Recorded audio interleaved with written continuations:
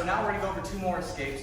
I'm showing a lot of different escapes because these are gonna depend on A, how strong somebody is, and people can be strong, they can bench press 1,000 pounds, right? But that has nothing to do with their squeeze, okay? I know super strong people that have tried to like choke me out, and they didn't even get close to it because they don't have the muscles to squeeze, and that's what jiu-jitsu guys are always doing. They're working on that squeeze, whether it's a foot lock, right? I'm squeezing, right? I got that arm triangle. If I get a regular triangle, my legs, they're not just holding them there, they're squeezing as they're doing this. That squeeze is super important, right? So somebody's squeeze in a position is usually gonna dictate the space that you have, what you think you can get away with, or how flashy you want the escape to be, right? Where do you want to end up, right? Do I just want to end up in side control? Cool, this is what I'm going to do, right? I can just brace. Do I want to end up in the same position, just not being tapped? This is what I can do, right? Is it a last minute defense? Is there something, oh man, I can't do anything about this, I'm in trouble, right? Or if there's a little bit of room, like, okay, now from here, I can end up in an arm bar, or I can end up on top of them, okay? So I'm going to go over another defense for somebody that's really, really strong. You have to use a little bit of strength as well, but it's actually pretty easy to do. I've seen people do this with the gi. It's not really gi or no gi driven, but it does work. The only problem is you have to be careful right away because they can adjust. If somebody's really good, they're gonna go to something else. Okay, so he gets me in the arm triangle, right? And he gets this position, all right? All I have to do is make room here, right? So what I'm gonna do from here is as quickly as I can, I'm gonna try to turn my hip to the side, okay? So instead of being flat, right, this is a negative position for me because I have to do something to even start my escape, right? On a scale of like -10 to like 10, this isn't even a neutral position for me, right? Because neutral, I think we both have a good chance of either finishing or getting escape. For me being flat, this is like a -4 because I have to do a lot of things just so I don't get tapped in that position, okay? So from here, I turn my hip away from me a little bit, okay? And now what I'm gonna do is I'm gonna bring my leg up that's closest to him, and I'm gonna grab, okay? The tighter I can grab my leg, the better, okay? Some people like doing wrist to wrist. Like I said, I'm a big cable grip guy. So palm to palm, and I'm squeezing. So as soon as I turn my hip, I'm gonna grab my leg, okay? And as you can see, it gives a little bit of room. And now from here, I'm squeezing my leg into me, and I'm gonna extend here, right? Try to squeeze, right? So I'm good, right? I don't feel anything. And so what I'm doing is I'm giving him my back. So I have to be careful with this, okay? But as soon as I bring my arm around, right? Grab however I wanna grab. I like grabbing here because from here, I can bring my tricep down on his shoulder and make a little bit of room, okay? And now from here, there's a lot of different things I can do. The first thing is as soon as I get this position, so try to put pressure on me, I can still talk normal, right? Get to that position that I want, whatever I'm doing, to re-guard, okay? So now that I get that position, obviously, I'm not in trouble anymore, right? It's super easy for me to finish. So now I'm gonna go over kind of a flashy thing to do. We'll go over maybe 2 of them. And then I can also work them off of getting the leg, but I'm gonna work it right now without getting the leg, okay? So we'll start from this position.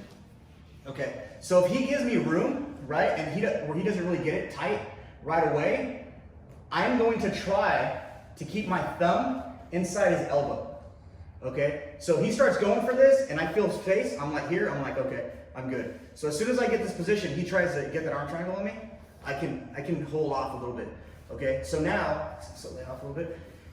This is gonna be where I need to start thinking about busting a move to get something somewhere else, okay? If I start feeling this, I'm like, oh crap, I'm in trouble. I bring my forearm down to his shoulder and I just try to get inside that elbow. If it's the bicep, it's okay, right? But as soon as I start getting this position, what I'm gonna do is I'm gonna start running away from him, okay? But keeping this position, okay? So from here, as soon as I feel him coming towards me, and now I have this arm, okay? And now from here, I can do anything I want. I can drop down to the hip, finish the arm bar, right? I can switch, grabbing his legs now, and start taking his back, right? Start going in for the choke. But the most important thing is I have control of that arm, so he can't stop me from going around, and now I'm out of the submission, okay? And we can get that position from that same position. Here, boom, make that room, and now I'm up, okay? So it's super, super flexible.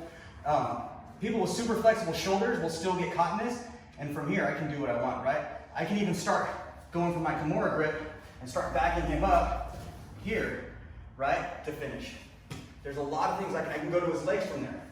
But the most important part is as I grab that position, my thumb is going into his elbow, but I'm not just putting pressure so he doesn't choke me. I'm grabbing, so when I start coming out from under him, right, as soon as I get this angle and I start running away from him, I'm grabbing so he can't go anywhere. Boom, and I have that on. Right, if I stay on my knees, nothing changes, I'm still here. I can go straight to that arm bar if I want, or grab that leg, pull him in, and now I'm taking this back. Start trucking, start doing whatever we want from there, okay? There's another way to do that. I think it's a little bit more risky in doing it because somebody has a good squeeze, you're in trouble. I like I don't know what to call it. Maybe let's call it like the Homer Simpson run, right? Because when he gets on the ground, he starts like running around doing that, right? So it's kind of the same thing. I'm here, I turn, I start running, and I throw my hip up to finish that position, okay? So the other way to get this done, as soon as he gets here, this is a little bit more risky, but you're gonna end up with the same result, okay? So from here, I'm gonna keep this position here as well. My feet are gonna come under my butt, and I'm gonna roll over my shoulder, right? Here. And either A, he's gonna roll with me, because I have control, or I'm gonna get to that same position. Realistically, I'm not gonna lie, I've only hit that maybe like 3 or 4 times in my career, okay? One time I went to an arm bar, 2 other times, I just ended up in side control, right? It's not a high percentage move.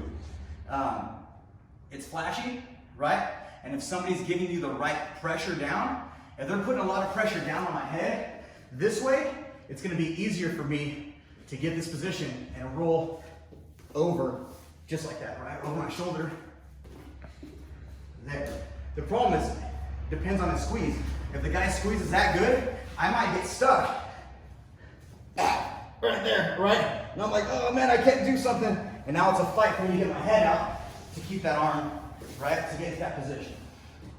The one, I guess the Homer Simpson run, where we're going across and then throwing our hip over, that one is a little more high percentage, but that's another one that you have to catch before someone actually has their squeeze in, okay? So let's work all of those, right? I'm just trying to give you guys options on stuff that I think about when I'm doing it, but realistically, that frame, that's my go-to.